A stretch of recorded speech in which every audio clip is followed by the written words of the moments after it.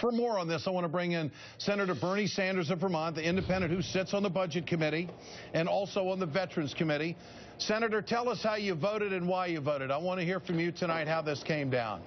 Okay, I voted yes on the budget because it was lesser of two evils. Wasn't a good budget by any means, but it beats seeing shutdowns in the government. It beats seeing more devastating cuts to Head Start, Meals on Wheels, education, heating assistance, and many, many programs that benefit low-income and working families. Clearly, as you've indicated, it was an inadequate budget. It did not ask corporate America. 1 out of 4 corporations pay 0 in federal taxes. We didn't get another nickel from them. Wealthiest people in some cases pay a lower tax rate than middle-income people. We didn't raise their tax rates at all. So this was, in my mind, not a good bill. It was a lesser of what the alternative would have been, and that's why I voted for it. Senator, explain this campaign that the Democrats are going to wage after the first of the year. What is going to bring the House? I mean, I know Harry Reid will bring it to the floor, and you'll get a vote in the Senate on minimum wage and also unemployment extension. What is going to happen in the Senate that would force John Boehner to bring it for a vote in the House? Up or down vote? Well, Ed, I think as you've just indicated, on all of the basic economic issues, the American people are in strong opposition to Republican ideology. What the American people want very strongly is no cuts, and in fact an expansion of Social Security, Medicare, and Medicaid. They want to protect education. They want to protect programs that benefit working families. They do want to ask the wealthiest people and large corporations to stop paying their fair share of taxes. So we have the American people at our backs. What should we do? This is my view. First of all, we have made progress by changing the rules in terms of presidential nominations. In my view, Ed, I know this is a radical idea, we've got to go further and say to the Republicans, you know what? The economy is in severe trouble. You cannot continue to obstruct. So you want to change, Senator, you want to change Senate rules that will affect a jobs bill and some other things that will help the economy. Exactly. You want this to go further.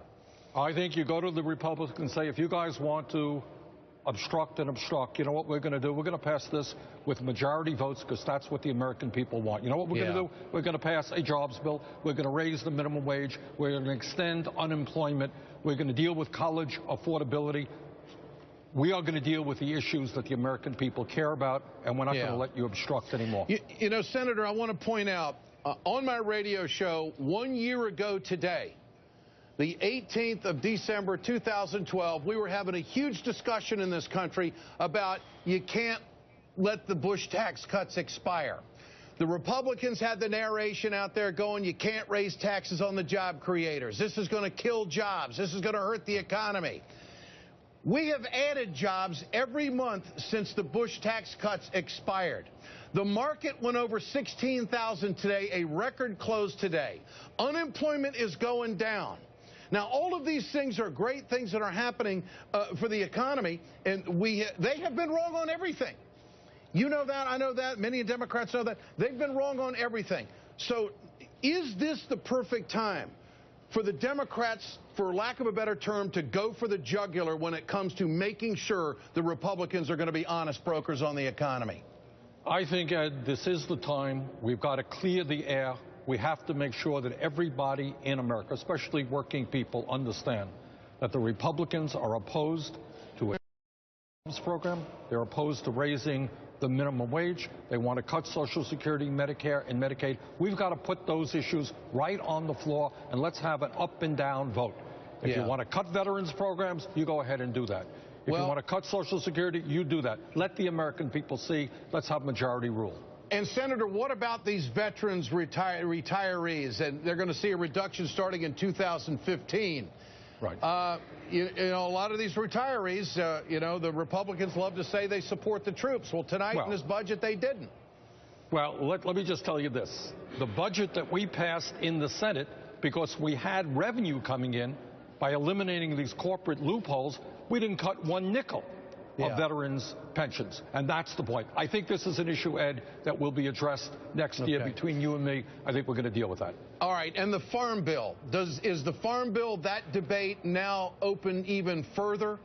Does it get an extension automatically? Because now you got to hold their feet to the fire when it comes to minimum wage, and you got to hold their feet to the fire when it comes to unemployment benefits. I mean, you know those Republicans in the heartland, they want that farm bill.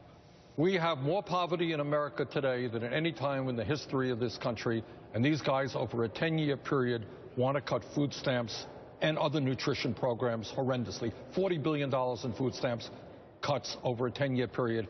It ain't going to happen. And, of course, 57% of the American people want the Congress to address income inequality. You have done that consistently. People know that. You've been one of the strongest voices out there. It's like the Congress is catching up with you, Senator Sanders, and the people I think, are ahead of the Congress when it comes to this discussion.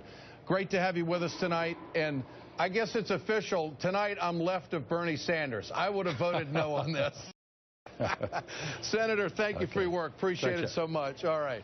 Senator Bernie Sanders with us tonight here on The Ed Show. Remember to answer tonight's question there at the bottom of the screen. Share your thoughts on Twitter at Ed Show and on Facebook. We always want to know what you think. Coming up, Speaker Boehner and his blame game on the economy.